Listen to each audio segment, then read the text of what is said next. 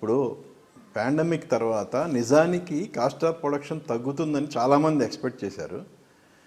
వేరాస్ చూస్తే cost of production ముందు కంటే డబల్ అయింది. ఇది ఎవరు తప్పు? ప్రొడ్యూసర్. దాంట్లో తప్పేముంది? ఇప్పుడు నాన్ థియేట్రికల్ రెవెన్యూ పెరిగిందని అన్ని రెమ్యునరేషన్లు డబుల్ త్రిబుల్ అయిపోయాయి. ఎందుకు? ఇక్కడ నుంచి ఇంత డబ్బు వచ్చేస్తుందని టక టక టక మేము ఒప్పేసుకొని సినిమా, అదే 5 సినిమాలు 6 సినిమాలు ఒక్కొక్క ప్రొడక్షన్ ఎందుకు మొదలుపెట్టింది? సో నాన్ థియేట్రికల్ రెవెన్యూ మాకు ఇంత కనిపించింది, వావ్ ఇది సేవ్. ఇప్పుడు వి సినిమా పాండమిక్లో నేను అమెజాన్ వాళ్ళకి ఇచ్చాను. ఎందుకు?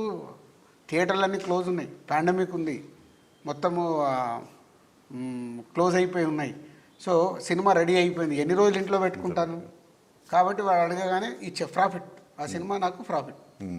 ఆ రోజు ఏం చూశాను, అమ్మయ్య ముందు పాండమిక్లో నేను తప్పించుకున్నాను రా అనుకున్నాను. కానీ ఇది పెద్ద సమస్య అయిపోతుందని మేము ముందు చూపుతో పనిచేయలేదు, ఆ రోజు తప్పించుకుంటున్నాం. ఇలా ప్రతి వారం అదే పని అయింది. ఇప్పుడు అక్కడ మొదలైంది, ఇలా ప్రతి వీక్ ఎలా తప్పించుకుందామనే ప్రయత్నం చేస్తున్నాం. కాబట్టి ఆగి ఇది మొత్తం ఎలా కరెక్ట్ చేద్దామని ఆలోచన ఎవరికి లేదు. సో మీరు అన్నట్టు ఇప్పుడు